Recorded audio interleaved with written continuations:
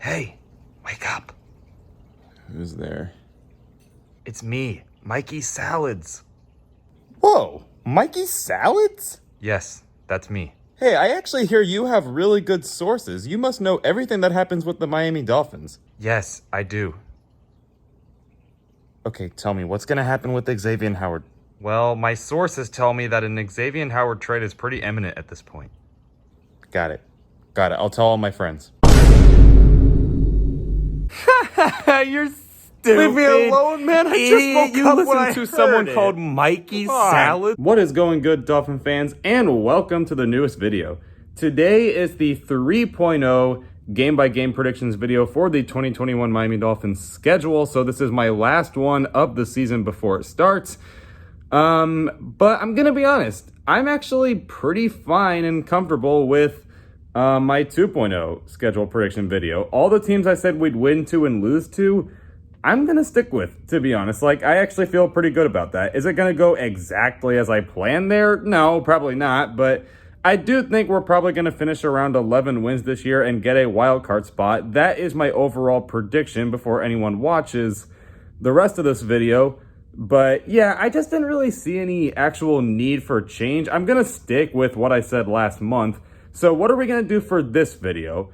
Well, I thought, since I already made two videos basically on what would be good enough to make the playoffs, how about I make the 3.0 video on what would probably be needed in order to make the Super Bowl this year. It's not my actual prediction. This right here is my actual prediction, but this is just kind of a what would we need to do if we were going to make the next step and be a Super Bowl contender for the 2021 season, which I do think is possible. Again, I'm not going to predict it, but I think it's possible.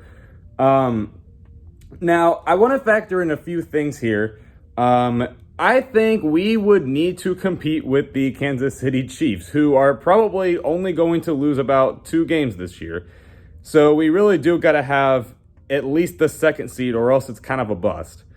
So here is what I think overall would probably need to happen if that were to be the case.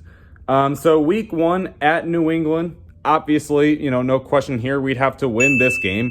Start out strong, beat the Patriots, your divisional rival. Really no questions there. Start the season out strong. You get a winning record. You have confidence. You've got a road game out of the way as well. No questions here. Plus, Patriots should have a comeback season, or at least it's...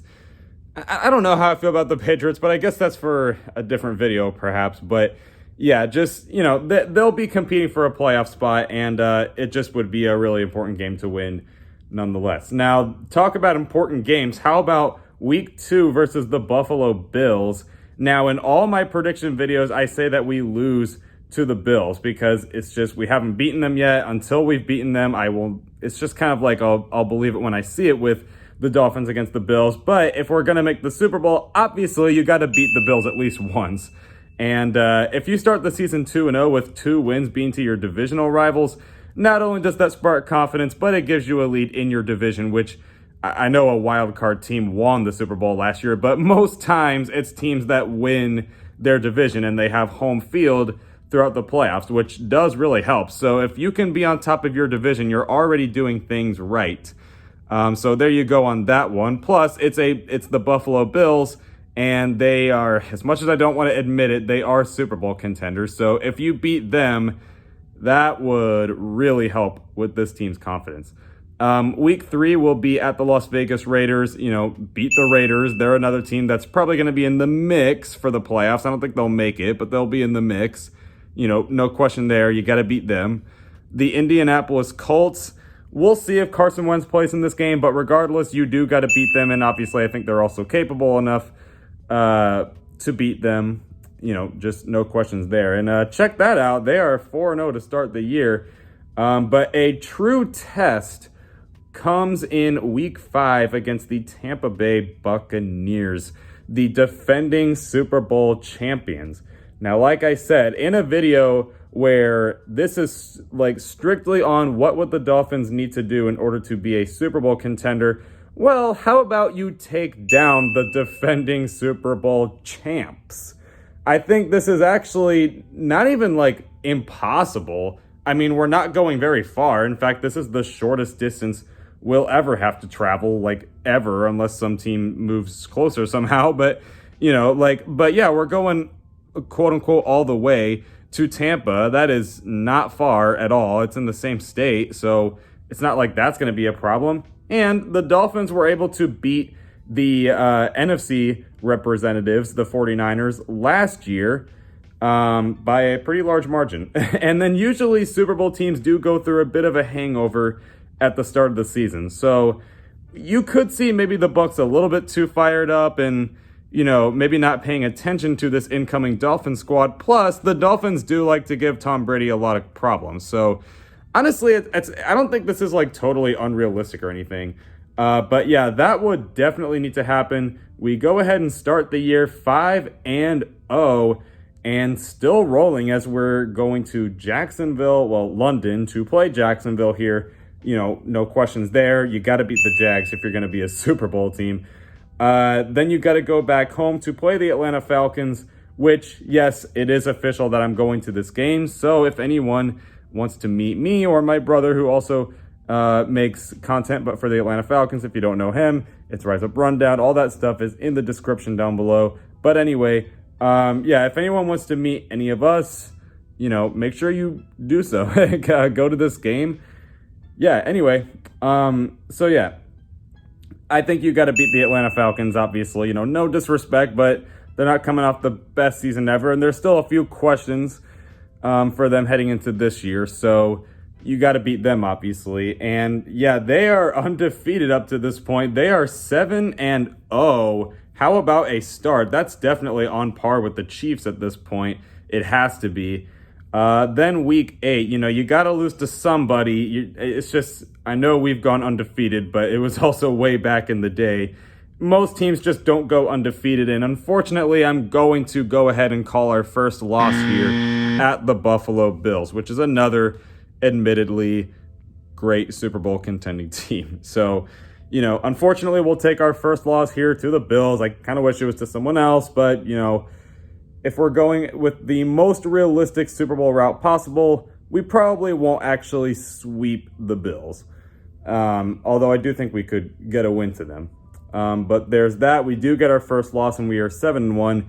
But then you get things back on track against the Houston Texans here. Obviously, that means I'm calling a win. They go 8-1. You got to beat them.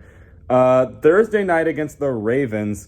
This is another important game. It's another AFC contender here. Whether they win the division or go to wild card doesn't matter. Ravens should be well in the playoff mix this year. And I actually am predicting that they win this game. And obviously they would need to win this game if they were going to make a playoff run. You got to win this game. Try to get some advantage when it comes to tiebreakers on who gets the highest seed. If the Ravens do win their division and we beat them, that would really, really help us if we were to win the AFC East in this scenario. So there you go, 9-1. Then the New York Jets on the road, just, again, no questions asked. You got to beat the Jets if you're going to win the Super Bowl. There is that for week 11. Now, week 12 is going to be versus the Carolina Panthers. The return of Ghost Boy Sam Darnold. You got to win this game, obviously. It's just Panthers have possible upside. I don't really know. I'm not a big Sam Darnold believer. I never really was, but I guess you never know. He, granted, wasn't handled well by the Jets, but anyway, so you got to win that game, duh. And then now we're moving on to week 13 against the New York Giants. So we are 11-1 up to this point. However, every single year, I think every team goes through one loss where it's kind of like, what in the world? How'd you lose? Just every team goes through that. And I'm going to go ahead and call that here and say that we lose to the New York Giants and go 11-2 right before the bye week in week 14. Now, I don't think that's actually a bad thing necessarily. It's still only 2 losses up to week 14. That's really good. And also, a loss before the bye week sometimes proves to be a good thing because it kind of tells the team, okay, let's kind of focus up a little bit more here. I know we're on a roll, but we can't just kind of cruise through this thing. We have to focus on everybody here. So you go through kind of an eye-opening loss, and then you have a week to adjust, which, of course, doing so against the Jets in Week 15 would be realistic as well. I'm going to call we beat the Jets, duh. Week 16 at the New Orleans Saints on Monday Night Football. Saints, I don't really believe in the Saints this year, but they'll still be fighting in the playoff mix, so they will be playing really hard. I say that every time I get to this game, but it's because it's what I believe.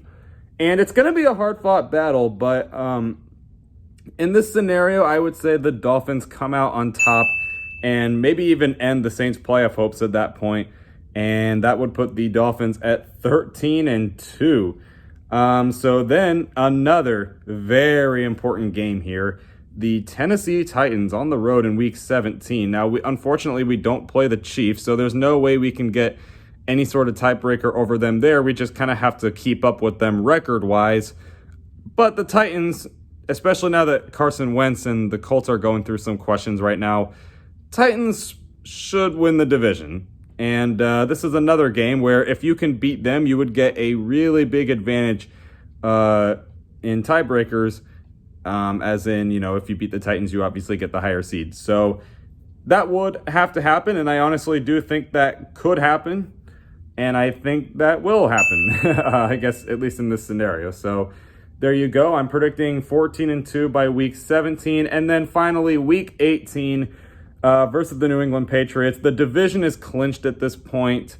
14 wins. It'd be really surprising if that wasn't good enough to win the division, although the Buffalo Bills are a team that could very well get that record even realistically. And even the New England Patriots, I think, will be competing at this point. But again, I think that should be good enough to clinch you the the AFC East. And so in that case, I think we'll suffer a third loss here, as the Patriots will really be trying to get into the playoffs by that point and may very well clinch it by winning that game. And it's just rested players, rested starters, just kind of getting ready for the playoffs. And that will give you the Dolphins a 14-3 record, winning the AFC East. And I do, in this scenario, have them as the second seed in the AFC, though, despite going 14-3, which tells you how good I think the Chiefs are going to do this year. But I do think if we're going to make a Super Bowl, that'd be the most realistic run. And I guess that's all I have for this video. Let me know what you guys think in the comments section down below. Do you think this happens? Do you think that's too high possibly? Or do you think maybe it's too low? Let me know what you think in the comments below. And what are your actual predictions on how many games we win this year? Without further ado, Dolphin fans, I will catch you for the next one. Fins up.